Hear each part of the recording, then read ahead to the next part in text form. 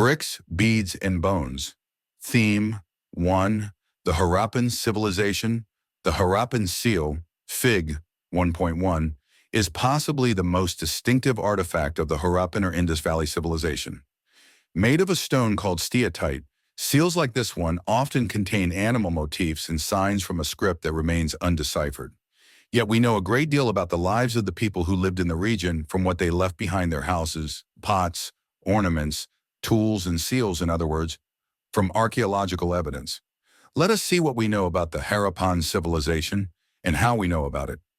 We will explore how archaeological material is interpreted and how interpretations sometimes change.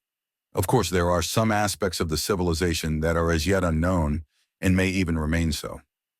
Terminologies, places, and time. The Harappan civilization is also known as the Indus Valley civilization.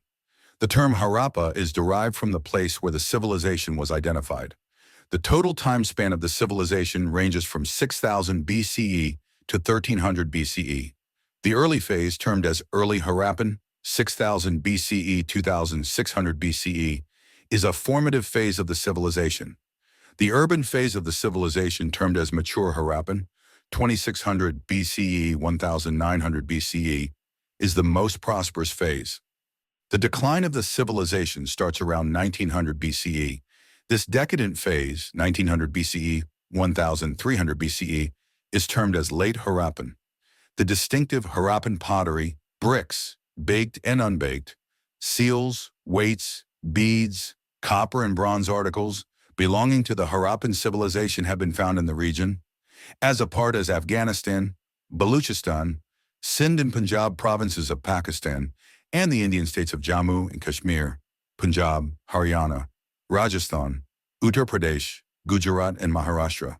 Map 1. Fig. 1.2 Beads, weights, blades. 1. Fig. 1.1. A Harappan seal. T. Hemis in. I. Indian. H. History.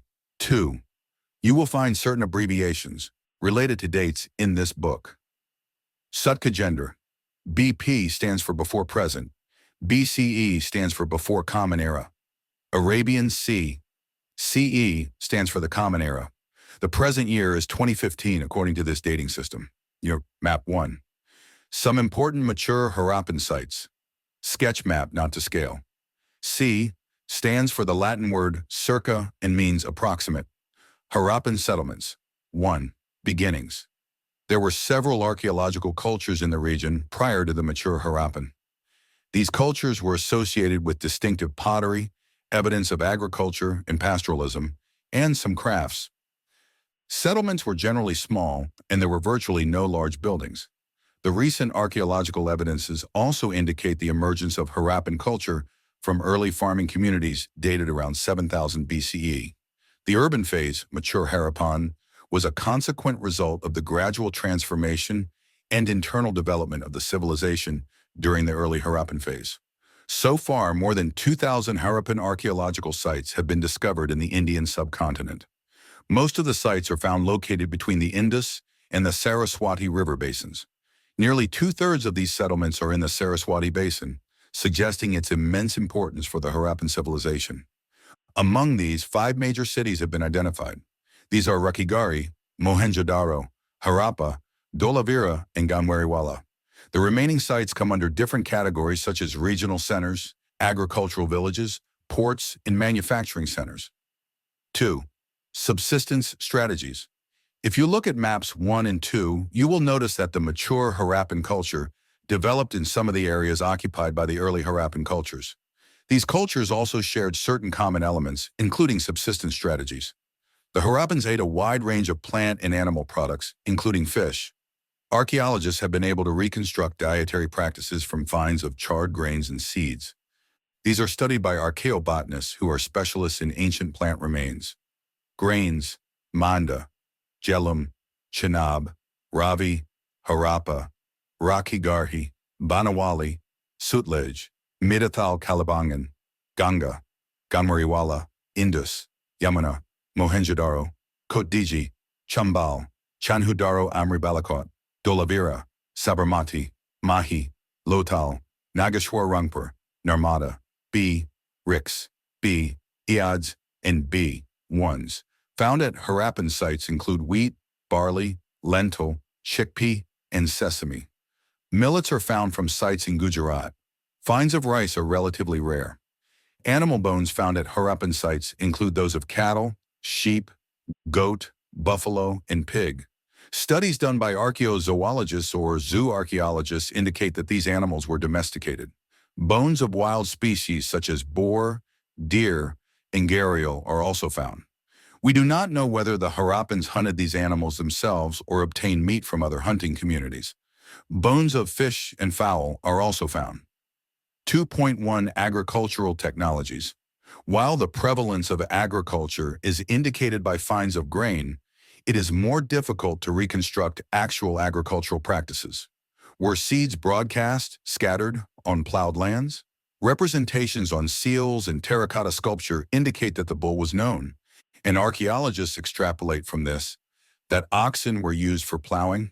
Moreover, terracotta models of the plow have been found at sites in Cholistan and at Banawali, Haryana.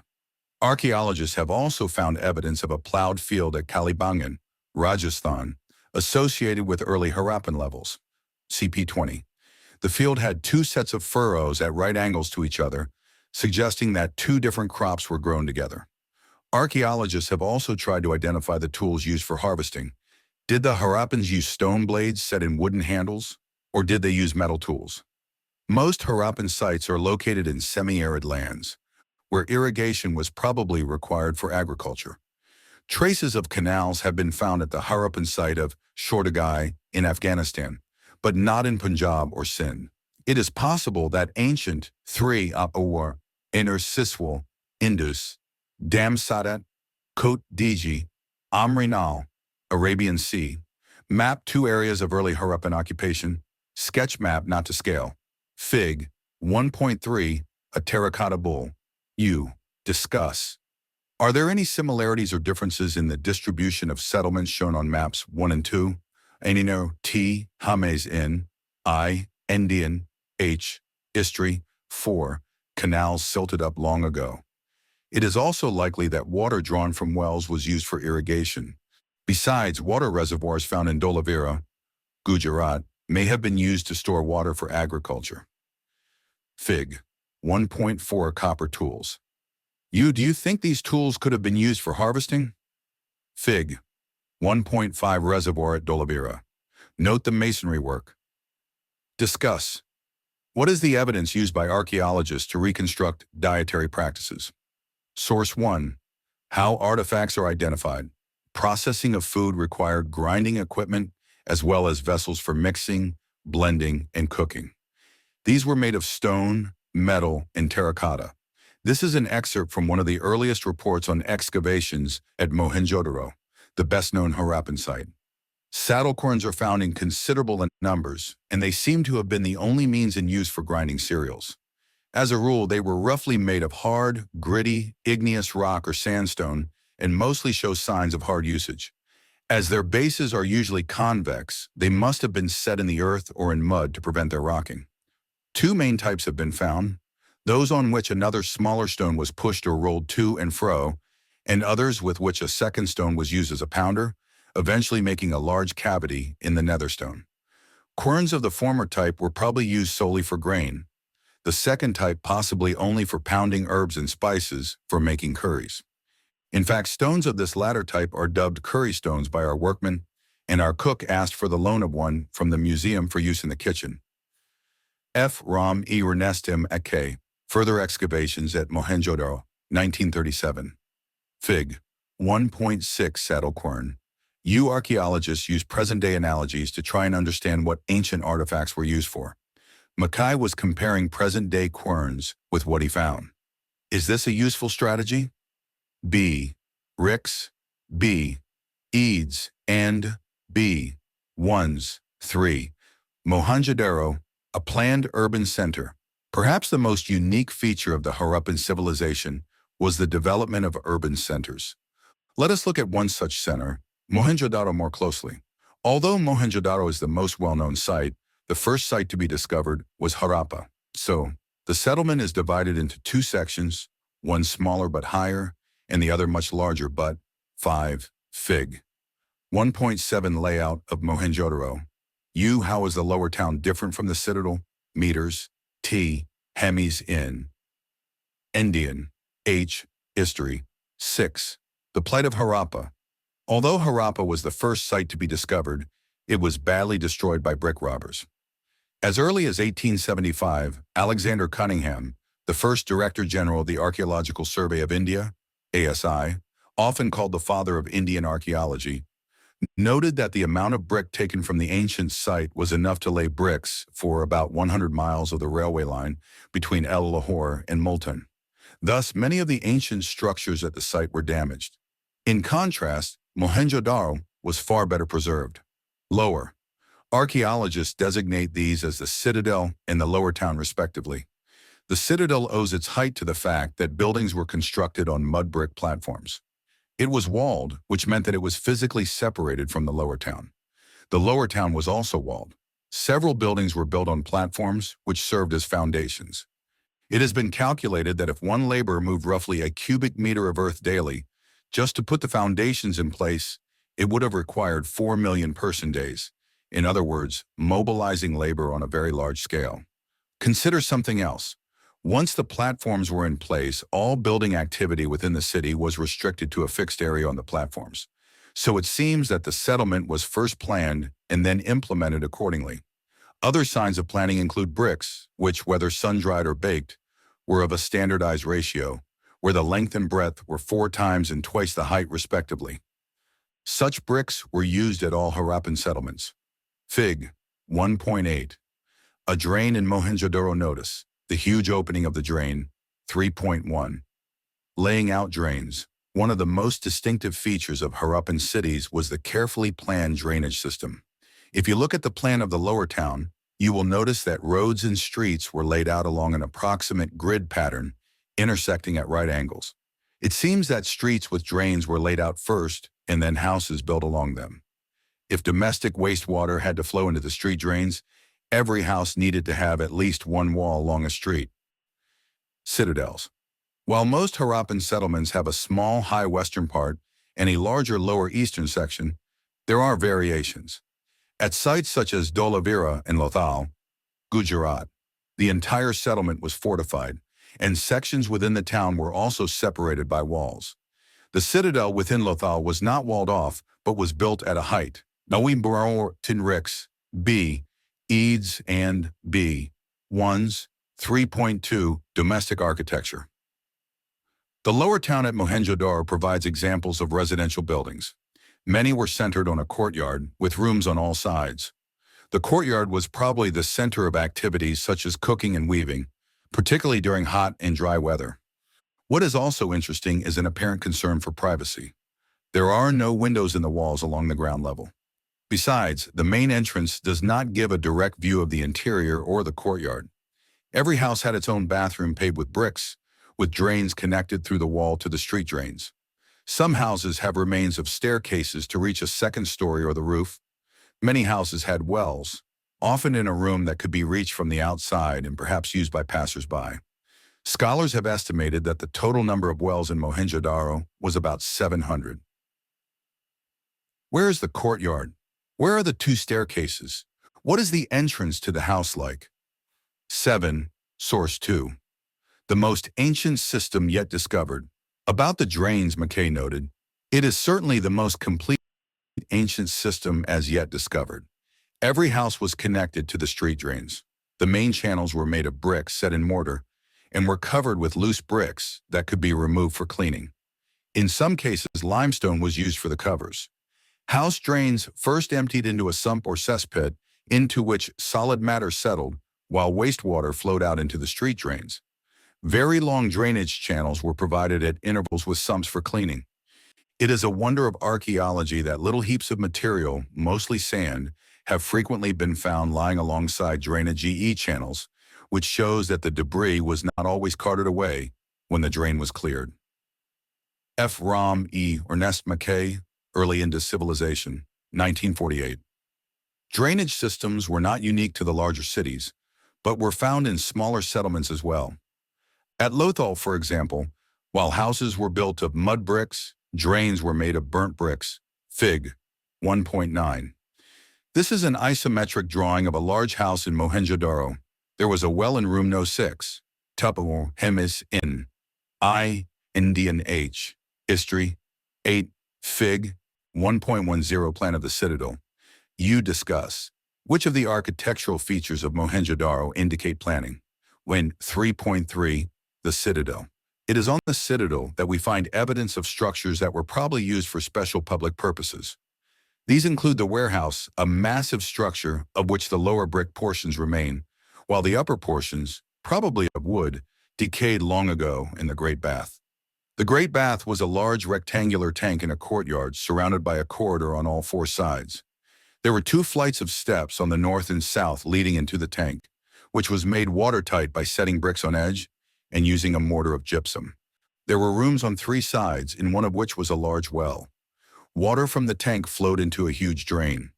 Across a lane to the north lay a smaller building with 8 bathrooms, 4 on each side of a corridor, with drains from each bathroom connecting to a drain that ran along the corridor. The uniqueness of the structure, as well as the context in which it was found, the citadel, with several distinctive buildings, has led scholars to suggest that it was meant for some kind of a special ritual bath. Are there other structures on the citadel apart from the warehouse and the Great Bath? B. Ricks. B. Eads. And B. Ones. 4. Tracking social differences. 4.1. Burials. Archaeologists generally use certain strategies to find out whether there were social or economic differences amongst people living within a particular culture. These include studying burials. You are probably familiar with the massive pyramids of Egypt, some of which were contemporaneous with the Harappan civilization. Many of these pyramids were royal burials, where enormous quantities of wealth was buried. At burials in Harappan sites, the dead were generally laid in pits. Sometimes there were differences in the way the burial pit was made. In some instances, the hollowed-out spaces were lined with bricks. Could these variations be an indication of social differences? We are not sure. Some graves contain pottery and ornaments, perhaps indicating a belief that these could be used in the afterlife. Jewelry has been found in burials of both men and women. In fact, in the excavations at the cemetery in Harappa in the mid-1980s, an ornament consisting of 3 shell rings, a jasper, a kind of semi-precious stone, bead, and hundreds of microbeads was found near the skull of a male. In some instances, the dead were buried with copper mirrors. But on the whole, it appears that the Harappans did not believe in burying precious things with the dead. 4.2. Looking for luxuries. Another strategy to identify social differences is to study artifacts, which archaeologists broadly classify as utilitarian and luxuries. The first category includes objects of daily use made fairly easily out of ordinary materials such as stone or clay. These include querns, pottery, needles, flesh rubbers, body scrubbers, etc., and are usually found distributed throughout settlements. Archaeologists assume objects were luxuries if they are rare or made from costly, non-local materials or with complicated technologies. Thus, little pots of faience, a material made of ground sand or silica mixed with color and a gum and then fired, were probably considered precious because they were difficult to make. The situation becomes more complicated when we find what seem to be articles of daily 9 door Fig. 1.11 A copper mirror. Fig. 1.12 A faience pot. T. Hemis in I. Indian H. History. 10. Hoards are objects kept carefully by people, often inside containers such as pots. Such hoards can be of jewelry or metal objects saved for reuse by metalworkers. If for some reason the original owners do not retrieve them, they remain where they are left till some archaeologist finds them. In age used such as spindle whorls made of rare materials such as faience. Do we classify these as utilitarian or luxuries? If we study the distribution of such artifacts, we find that rare objects made of valuable materials are generally concentrated in large settlements like Mohenjo-Daro and Harappa, and are rarely found in the smaller settlements. For example, miniature pots of faience, perhaps used as perfume bottles, are found mostly in Mohenjo-Daro and Harappa, and there are none from small settlements like Kalibangan. Gold too was rare, and as at present, probably precious. All the gold jewelry found at Harappan sites was recovered from hoards. You discuss, what are the modes of disposal of the dead prevalent at present? To what extent do these represent social differences? 5. Finding out about craft production. Locate Chanhudaro on Map 1. This is a tiny settlement, less than 7 hectares, as compared to Mohenjo-daro, 125 hectares, almost exclusively devoted to craft production, including bead making, shell cutting, metalworking, seal making, and weight making. The variety of materials used to make beads is remarkable. Stones like carnelian, of a beautiful red color, jasper, crystal, quartz, and stidid. Metals like copper, bronze, and gold, and shell, faience, and terracotta or burnt clay. Some beads were made of 2 or more stones, cemented together, some of stone with gold caps. The shapes were numerous, disc-shaped, cylindrical, spherical, barrel-shaped, segmented. Some were decorated by incising or painting, and some had designs etched onto them. Fig. 1.13a tool and beads, B, ricks, B, eads, and B, ones. Techniques for making beads differed according to the material. Steatite, a very soft stone, was easily worked. Some beads were molded out of a paste made with steatite powder. This permitted making a variety of shapes, unlike the geometrical forms made out of harder stones. How the steatite microbead was made remains a puzzle for archaeologists studying ancient technology. Archaeologists' experiments have revealed that the red color of carnelian was obtained by firing the yellowish raw material in beads at various stages of production. Nodules were chipped into rough shapes and then finally flaked into the final form. Grinding, polishing, and drilling completed the process. Specialized drills have been found at Chanhudaro, Lothal, and more recently at Dolavira. If you locate Nageshwar and Balakot on Map 1, you will notice that both settlements are near the coast. These were specialized centers for making shell objects, including bangles, ladles, and inlay, which were taken to other settlements. Similarly, it is likely that finished products, such as beads, from Chanhudaro and Lothal, were taken to the large urban centers such as Mohenjo-daro and Harappa. 5.1. Identifying centers of production. In order to identify centers of craft production, archaeologists usually look for the following: raw materials such as stone nodules, whole shells, copper ore, tools, unfinished objects, rejects, and waste material. In fact, waste is one of the best indicators of craft work. For instance, if shell or stone is cut to make objects, then pieces of these materials will be discarded as waste at the place of production. Fig.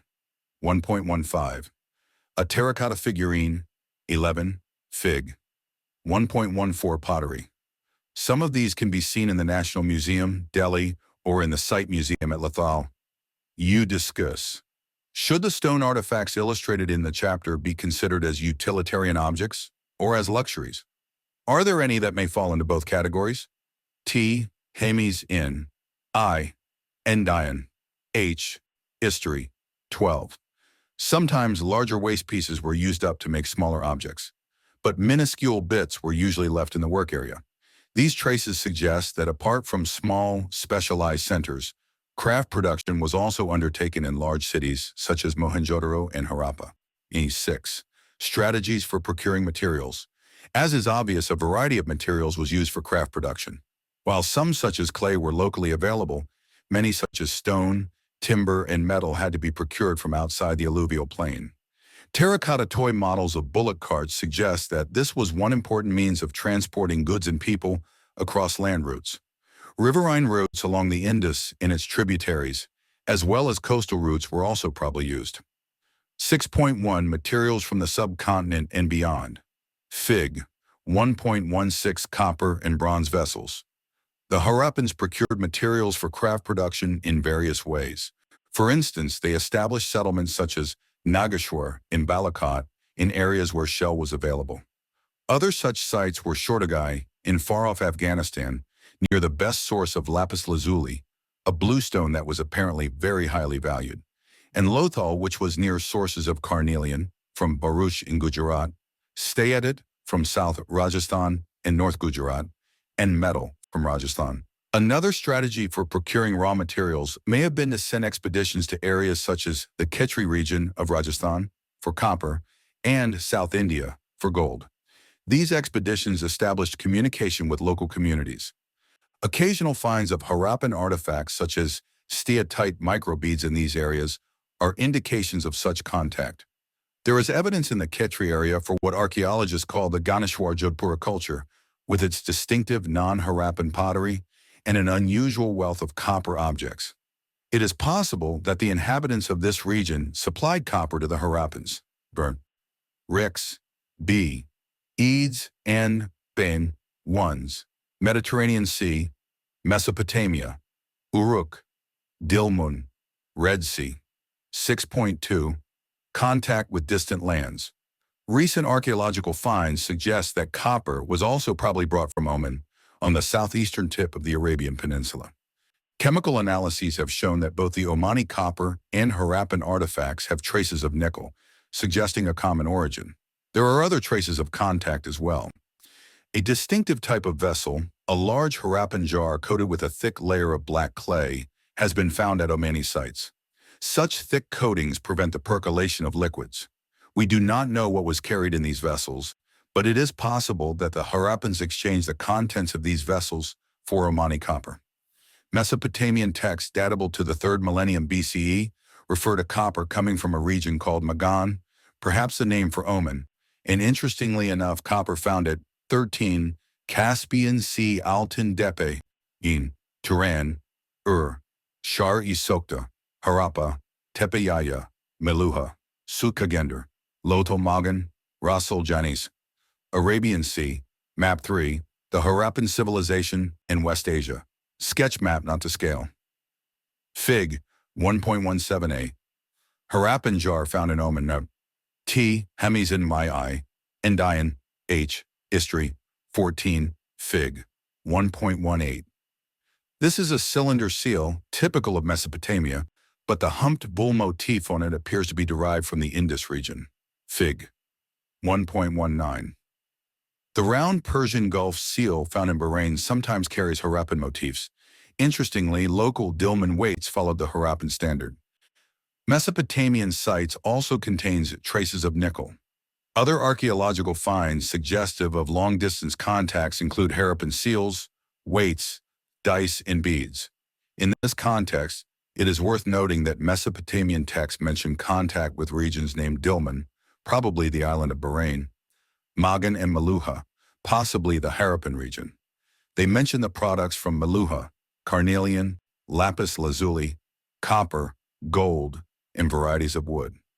A Mesopotamian myth says of Meluha, "May your bird be the Haja bird, may its call be heard in the royal palace." Some archaeologists think the Haja bird was the peacock. Did it get this name from its call? It is likely that communication with Oman, Bahrain, or Mesopotamia was by sea. Mesopotamian texts refer to Meluha as a land of seafarers. Besides, we find depictions of ships and boats on seals. Fig. 1.20 seal depicting a boat. You discuss. What were the possible routes from the Harappan region to Oman, Dilmun, and Mesopotamia? B. Rix. B. Eads and B. Ones. 7. Seals, script, weights. 7.1. Seals and sealings. Seals and sealings were used to facilitate long-distance communication. Imagine a bag of goods being sent from one place to another. Its mouth was tied with rope, and on the knot was affixed some wet clay, on which one or more seals were pressed, leaving an impression. If the bag reached with its sealing intact, it meant that it had not been tampered with. The sealing also conveyed the identity of the sender. 7.2. An enigmatic script. Harappan seals usually have a line of writing, probably containing the name and title of the owner. Scholars have also suggested that the motif, generally an animal, conveyed a meaning to those who could not read. Most inscriptions are short, the longest containing about 26 signs. Although the script remains undeciphered to date, it was evidently not alphabetical, where each sign stands for a vowel or a consonant, as it has just too many signs somewhere between 375 and 400. It is apparent that the script was written from right to left, as some seals show a wider spacing on the right and cramping on the left, as if the engraver began working from the right and then ran out of space. Consider the variety of objects on which writing has been found: seals, copper tools, rims of jars, copper and terracotta tablets, jewelry, bone rods, even an ancient signboard. Remember, there may have been writing on perishable materials too. Could this mean that literacy was widespread? 7.3 weights exchanges were regulated by a precise system of weights, usually made of a stone called chert and generally cubical, figure 1.2, with no markings. The 15, fig, 1.21 symbols, letters on what is considered a signboard found at Dolavira, fig, 1.2 to a sealing from Ropar. U. How many seals are impressed on this piece of clay? U. Discuss. What are some of the present-day methods used for long-distance exchange of goods? What are their advantages and problems? T. Hames in I. Indian. H. History. 16. Lower denominations of weights were binary, 1, 2, 4, 8, 16, 32, while the higher denominations followed the decimal system, 160, 200, 320, 640. The smaller weights were probably used for weighing jewelry and beads. Metal scale pans have also been found. 8. Ancient authority. There are indications of complex decisions being taken and implemented in Harappan society. Take, for instance, the extraordinary uniformity of Harappan artifacts as evident in pottery, figurals 1.14, seals, weights, and bricks. Notably, bricks, though obviously not produced in any single center, were of a uniform ratio throughout the region, from Jammu to Gujarat. We have also seen that settlements were strategically set up in specific locations for various reasons. Besides, labor was mobilized for making bricks and for the construction of massive walls and platforms. Who organized these activities? 8.1 Palaces and Kings. Fig. 1.23. A priest king. You discuss. Could everybody in Harappan society have been equal? If we look for a center of power or for depictions of people in power, archaeological records provide no immediate answers. A large building found at Mohenjo-daro was labeled as a palace by archaeologists, but no spectacular finds were associated with it. A stone statue was labeled and continues to be known as the priest king. This is because archaeologists were familiar with Mesopotamian history and its priest kings and have found parallels in the Indus region. But as we will see, P.O.23, the ritual practices of the Harappan civilization are not well understood yet, nor are there any means of knowing whether those who performed them also held political power. Some archaeologists are of the opinion that Harappan society had no rulers, and that everybody enjoyed equal status. Others feel there was no single ruler, but several, that Mohenjo-daro had a separate ruler, Harappa another, and so forth. Yet others argue that there was a single state, given the similarity in artifacts, the evidence for planned settlements, the standardized ratio of brick size, and the establishment of settlements near sources of raw, B, bricks, B, eads, and B, ones, material. It is likely that the Harappans practiced some sort of democratic system. Some of the structures with their given features were created apparently for utilitarian purposes. 9. The end of the civilization. There is evidence that by c. 1800 BCE, most of the mature Harappan sites in regions such as Kolastan had been abandoned. Simultaneously, there was an expansion of population into new settlements in Gujarat, Haryana, and western Uttar Pradesh. In the few Harappan sites that continued to be occupied after 1900 BCE, there appears to have been a transformation of material culture, marked by the disappearance of the distinctive artifacts of the civilization: weights, seals, special beads. Writing, long-distance trade, and craft specialization also disappeared. In general, far fewer materials were used to make far fewer things. House construction techniques deteriorated and large public structures were no longer produced. Overall, artifacts and settlements indicate a rural way of life in what are called late Harappan or successor cultures. What brought about these changes? Several explanations have been put forward. These range from climatic change, deforestation, excessive floods, the shifting and/or drying up of rivers, to overuse of the landscape. Some of these causes may hold for certain settlements, but they do not explain the collapse of the entire civilization. It appears that a strong unifying element, perhaps the Harappan state, came to an end. This is evidenced by the disappearance of seals, the script, distinctive beads and pottery, the shift from a standardized weight system to the use of local weights, and the decline and abandonment of cities. The subcontinent would have to wait for over a millennium for new cities to develop in a completely different region. Discuss.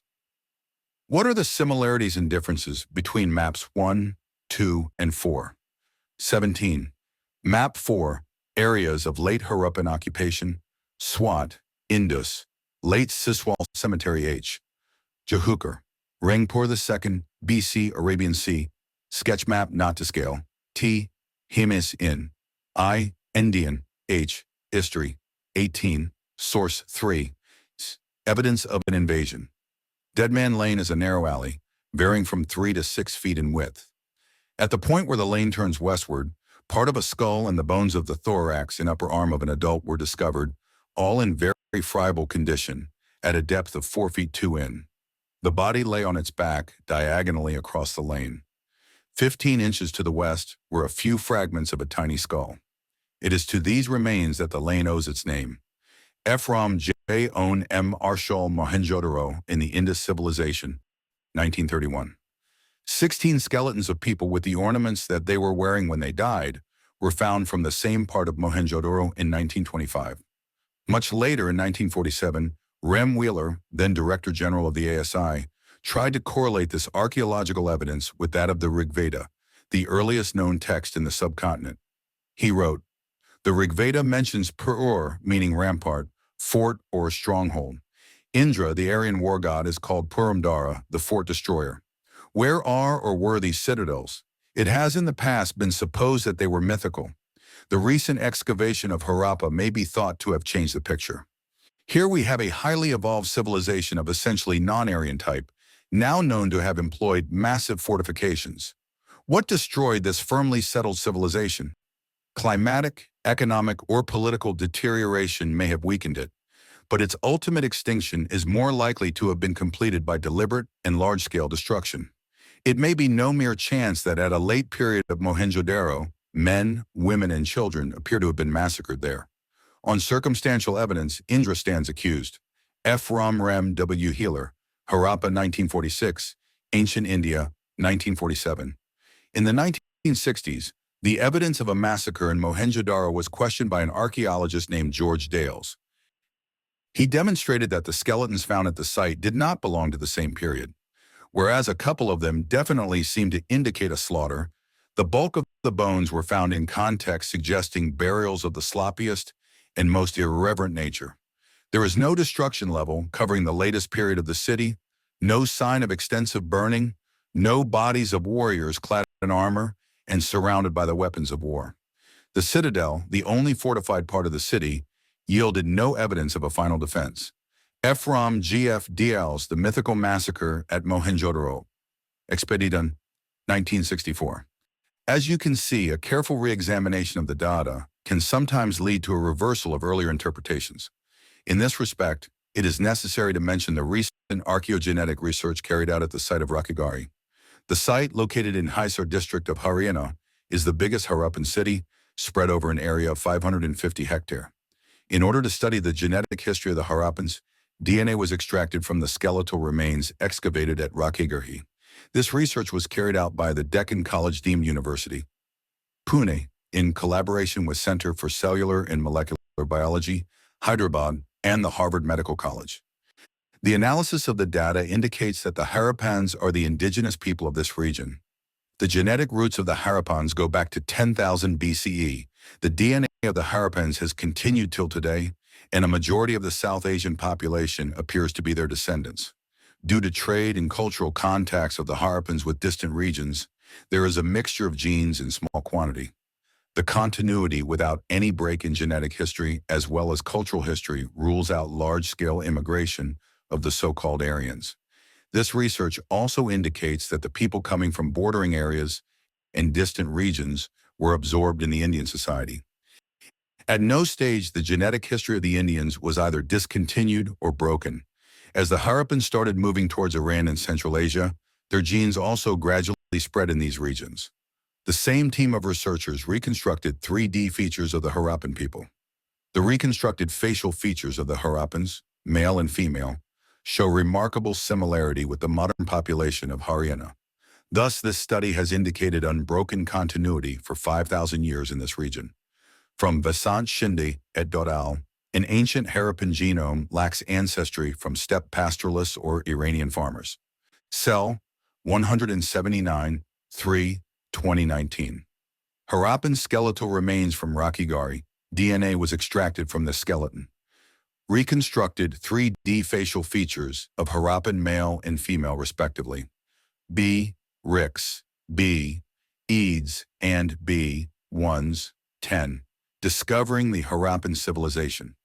So far, we have examined facets of the Harappan civilization in the context of how archaeologists have used evidence from material remains to piece together parts of a fascinating history. However, there is another story as well about how archaeologists discovered the civilization. When Harappan cities fell into ruin, people gradually forgot all about them. When men and women began living in the area millennia later, they did not know what to make of the strange artifacts that occasionally surfaced, washed by floods or exposed by soil erosion, or turned up while plowing a field, or digging for treasure. 10.1. Cunningham's confusion. When Cunningham, the first Director General of the ASI, began archaeological excavations in the mid-19th century, archaeologists preferred to use the written word, texts, and inscriptions as a guide to investigations. In fact, Cunningham's main interest was in the archaeology of the early historic C6th century BCE, 4th century CE, and later periods. He used the accounts left by Chinese Buddhist pilgrims who had visited the subcontinent between the 4th and 7th century CE to locate early settlements. Cunningham also collected, documented, and translated inscriptions found during his surveys. When he excavated sites, he tended to recover artifacts that he thought had cultural value. A site like Harappa, which was not part of the itinerary of the Chinese pilgrims and was not known as an early historic city, did not fit very neatly within his framework of investigation. So although Harappan artifacts were found fairly often during the 19th century, and some of these reached Cunningham, he did not realize how old these were. A Harappan seal was given to Cunningham by an Englishman. He noted the object, but unsuccessfully tried to place it within the time frame with which he was familiar. This was because he, like many others, thought that Indian history began with the first cities in the Ganga Valley. See Chapter 2. Given his specific focus, it is not surprising that he missed the significance of Harappa. 19. Archaeogenetics is the study of DNA of ancient population. It involves various methods of molecular genetics to understand population history. Right, Fig. 1.24 Cunningham's sketch of the first known seal from Harappa, T. Hemes in, I. Ndian, H. History, 20. Sites, mounds, layers. Archaeological sites are formed through the production, use, and discarding of materials and structures. When people continue to live in the same place, their constant use and reuse of the landscape results in the buildup of occupational debris, called a mound brief, or permanent abandonment results in alteration of the landscape by wind or water activity and erosion. Occupations are detected by traces of ancient materials found in layers which differ from one another in color, texture, and the artifacts that are found in them. Abandonment or desertions, what are called sterile layers, can be identified by the absence of such traces. Generally, the lowest layers are the oldest and the highest are the most recent. The study of these layers is called stratigraphy. Artifacts found in layers can be assigned to specific cultural periods and can thus provide the cultural sequence for a site. Fig. 1.25. The stratigraphy of a small mound. Notice that the layers are not exactly horizontal. A Nikal 10.2. A new old civilization. Subsequently, seals were discovered at Harappa by archaeologists such as Daya Ramsani in the early decades of the 20th century, in layers that were definitely much older than early historic levels. It was then that their significance began to be realized. Another archaeologist, Rakaldas Banerjee, found similar seals at Mohenjo-daro, leading to the conjecture that these sites were part of a single archaeological culture. Based on these finds in 1924, John Marshall, Director General of the ASI, announced the discovery of a new civilization in the Indus Valley to the world. As S.N. Roy noted in The Story of Indian Archaeology, Marshall left India 3,000 years older than he had found her. This was because similar, till then unidentified seals were found at excavations at Mesopotamian sites. It was then that the world knew not only of a new civilization, but also of one contemporaneous with Mesopotamia. In fact, John Marshall's stint as Director General of the ASI marked a major change in Indian archaeology. He was the first professional archaeologist to work in India, and brought his experience of working in Greece and Crete to the field. More importantly, though, like Cunningham, he too was interested in spectacular finds. He was equally keen to look for patterns of everyday life. Marshall tended to excavate along regular horizontal units, measured uniformly throughout the mound, ignoring the stratigraphy of the site. This meant that all the artifacts recovered from the same unit were grouped together, even if they were found at different stratigraphic layers. As a result, valuable B, RICS, B, EADS, and B1s, information about the context of these finds was irretrievably lost. 10.3. New Techniques and Questions. It was Rem Wheeler, after he took over as Director General of the ASI in 1944, who rectified this problem. Wheeler recognized that it was necessary to follow the stratigraphy of the mound rather than dig mechanically along uniform horizontal lines. Moreover, as an ex-Army brigadier, he brought with him a military precision to the practice of archaeology. The frontiers of the Harappan civilization have little or no connection with present-day national boundaries. However, with the partition of the subcontinent and the creation of Pakistan, the major known sites became part of Pakistan. This has spurred Indian archaeologists to try and locate sites in India.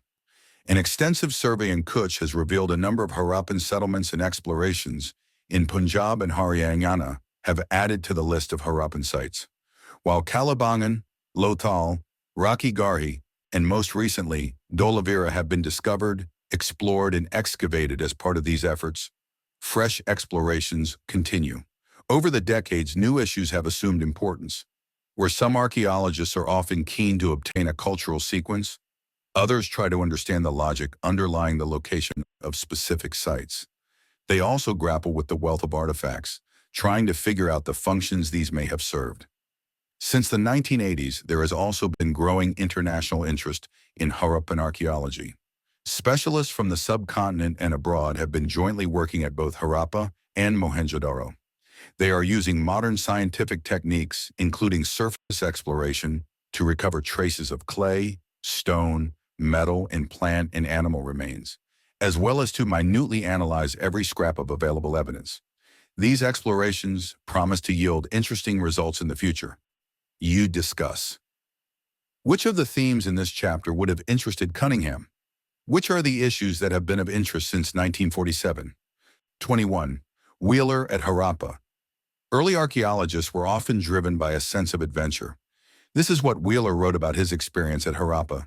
It was, I recall, on a warm May night in 1944, that a 4 miles Tonga ride brought me as the newly appointed Director General of the Archaeological Survey with my local Muslim officer from a little railway station labeled Harappa, along a deep sand track to a small rest house beside the moonlit mounds of the ancient site. Warned by my anxious colleague that we must start our inspection at 5.30 next morning and finish by 7.30, after which it would be too hot, we turned in with the dark figure of the Punkawala crouched patiently in the entrance, and the night air rent by innumerable jackals in the neighboring wilderness. Next morning, punctually at 5:30, our little procession started out toward the sandy heaps. Within 10 minutes, I stopped and rubbed my eyes as I gazed upon the tallest mound, scarcely trusting my vision. 6 hours later, my embarrassed staff and I were still toiling with picks and knives under the blazing sun, the mad Sahib, I am afraid, setting a relentless pace. F. Rem W. Wheeler, My Archaeological Mission to India and Pakistan, 1976. T. Hemis in I. Ndian, H.E. History, 22:11. Problems of Piecing Together the Past, As we have seen, it is not the Harappan script that helps in understanding the ancient civilization. Rather, it is material evidence that allows archaeologists to better reconstruct Harappan life.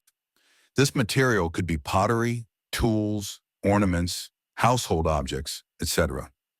Organic wood and reeds, generally household objects, etc. Organic materials such as cloth, leather, wood and reeds, generally household objects, etc. Organic materials such as cloth, leather, wood and reeds generally decompose, especially in tropical regions.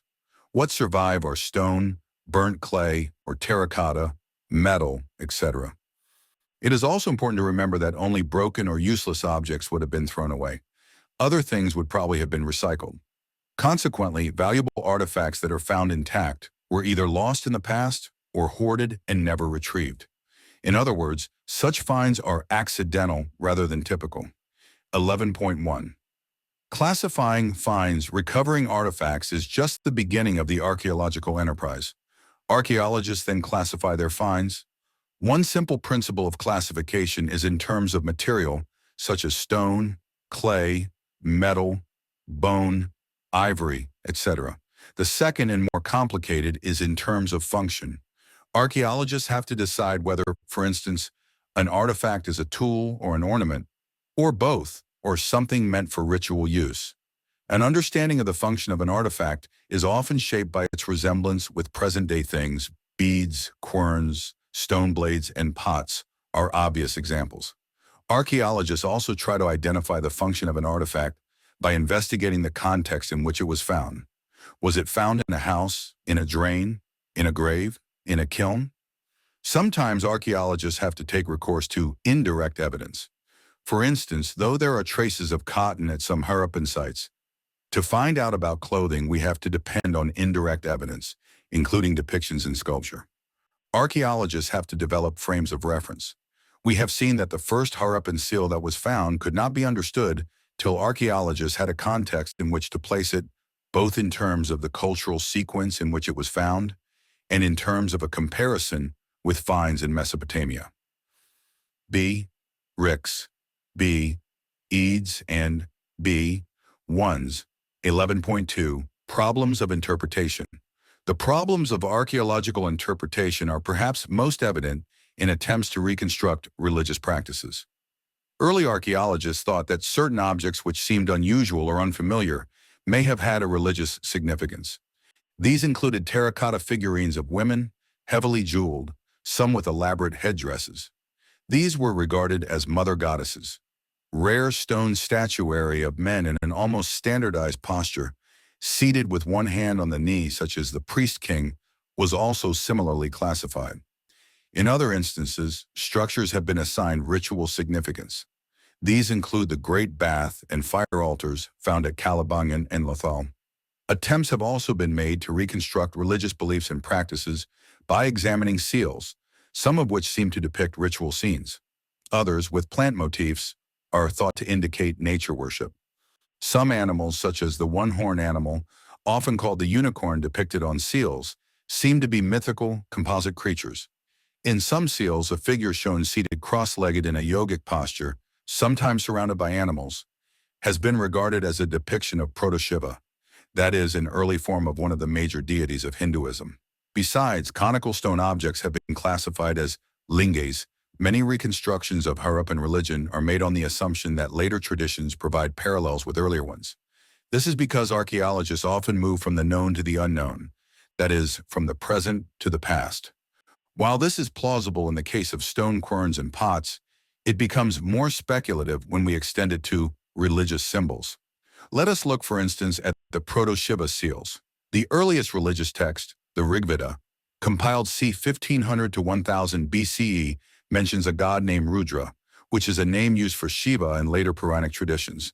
In the first millennium CE, see also chapter 4. However, unlike Shiva, Rudra in the Rigveda is neither depicted as Pashupati, lord of animals in general and cattle in particular, nor as a yogi. In other words, this depiction does not match the description of Rudra in the Rigveda. Is this, then, possibly a shaman, as some scholars have suggested? 23. In Fig. 1.26. Was this a mother goddess? Fig. 1.27. A protoshiva seal. A linga is a polished stone that is worshipped as a symbol of Shiva. Nin T. Hemis in I. Indian. H. History. 24.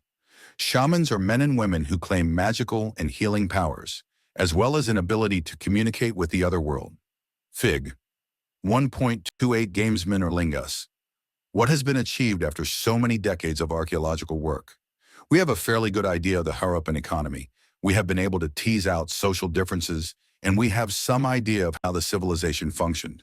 It is really not clear how much more we would know if the script were to be deciphered. If a bilingual inscription is found, questions about the languages spoken by the Harappans could perhaps be put to rest. Several reconstructions remain speculative at present. Was the Great Bath a ritual structure? How widespread was literacy? Why do Harappan cemeteries show little social differentiation? Also unanswered are questions on gender. Did women make pottery, or did they only paint pots, as at present? What about other craftspersons? What were the terracotta female figurines used for? Very few scholars have investigated issues of gender in the context of the Harappan civilization, and this is a whole new area for future work. More research is also required on the relationship between the Harappans and the Vedic people, as some scholars have argued that the authors of the Harappan civilization and the Vedic people were the same. This is what Mackay, one of the earliest excavators, had to say about these stones. Various small cones made of lapis lazuli, jasper, chalcedony, and other stones, most beautifully cut and finished, and less than 2 inches in height, are also thought to be lingas. On the other hand, it is just as possible that they were used in the board games. F. Ram Ernest M. Akai, Early Indus Civilization, 1948. You discuss. What are the aspects of Harappan economy that have been reconstructed from archaeological evidence? Fig. 1.29 A terracotta cart. B. Ricks. B. Eads. And B. Ones. Timeline 1. Major periods in early Indian archaeology: 2 million BP Lower Paleolithic, B. 04P Resent, 80,000 Middle Paleolithic, 35,000 Upper Paleolithic, 12,000 Mesolithic, 10,000 Neolithic, Early Agriculturists and Pastoralists, 6,000 Chalcolithic, First Use of Copper, 2600 BCE Harappan Civilization, 1000 BCE Early Iron, Megalithic Burials, 600 BCE minus 400 CE Early Historic. Note: all dates are approximate. Besides, there are wide variations in developments in different parts of the subcontinent. Dates indicated are for the earliest evidence of each phase. Timeline 2. Major developments in Harappan archaeology. 19th century, 1875. Report of Alexander Cunningham on Harappan seal. 20th century, 1921. Dayaram Sani begins excavations at Harappa. 1922. Excavations begin at Mohenjo-Daro. 1946. Rem Wheeler excavates at Harappa. 1955. S.R. Rao begins excavations at Lotol. 1960. B.B. Lal and B.K. Thapar begin excavations at Kalibangan. 1974. Messer Mughal begins explorations in Bahawalpur. 1980. A team of German and Italian archaeologists begins surface explorations at Mohenjo-Daro. 1986. American team begins excavations at Harappa. 1990. R.S. Bish begins excavations at Dholavira. 1997. Amrendra Nath starts excavations at Rakhigarhi. 2013. Vasant Shinde begins archaeogenetic research at Rakhigarhi. 25. T. Hamis in I. Indian H. History. 26. Fig. 1.30 Harappan burial. Answer in 150 words. 1. List the items of food available to people in Harappan cities. Identify the groups who would have provided these. 2. How do archaeologists trace socioeconomic differences in Harappan society? What are the differences that they notice? 3. Would you agree that the drainage system in Harappan cities indicates town planning? Give reasons for your answer. 4. List the materials used to make beads in the Harappan civilization. Describe the process by which any one kind of bead was made. 5. Look at Fig. 1.30 and describe what you see. How is the body placed? What are the objects placed near it? Are there any artifacts on the body? Do these indicate the sex of the skeleton? Go Bean, Ricks, B, Eads, and B, Ones. Write a short essay, about 500 words, on the following. 6. Describe some of the distinctive features of Mohenjo-Daro. Yeas, 7. List the raw materials required for craft production in the Harappan civilization and discuss how these might have been obtained.